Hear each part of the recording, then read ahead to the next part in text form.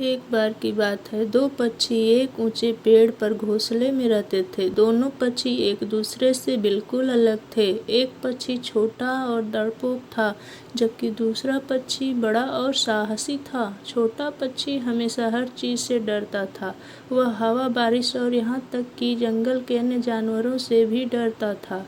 दूसरी ओर बड़ा पक्षी किसी भी चीज़ से नहीं डरता था। तूफान आने पर भी यह आसमान में ऊंची उड़ान भरते थे। अचानक एक दिन जंगल में तूफान आया। बहुत तेज हवा चल रही थी और बारिश भी हो रही थी। छोटा पक्षी बहुत भयभीत था। वह घोंसले के एक कोने में डरकर बैठ गया। हिलने डुलने से बहुत डरता था। दूसरी ओर बड़ा पक्षी डरा नहीं था। वह घोंसले से बाहर उड़ गया और तूफान में चला गया। बड़ा पक्षी हवा पर सवार होकर आकाश में ऊंचा उड़ गया।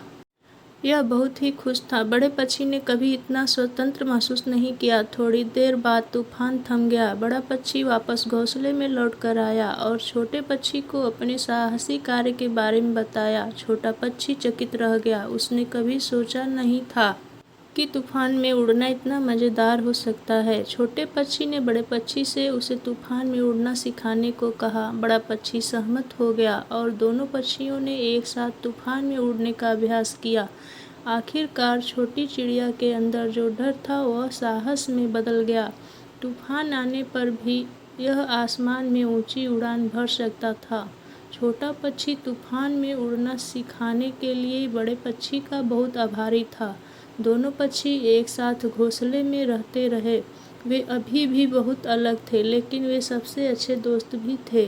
उन्होंने सीखा कि अलग होना ठीक है और हम सभी एक दूसरे से सीख सकते हैं। इस कहानी से हमें ये सीख मिलती है कि अलग होना ठीक है। हम सभी को इस बात पर गर्व होना चाहिए कि हम कौन हैं और हमें दूसरों में अंतर की सराहना करना सिखाना चाहिए। हम सभी एक दूसरे से सीख सकते हैं और हम सभी दोस्त बन सकते हैं, भले ही हम अलग अलग हों।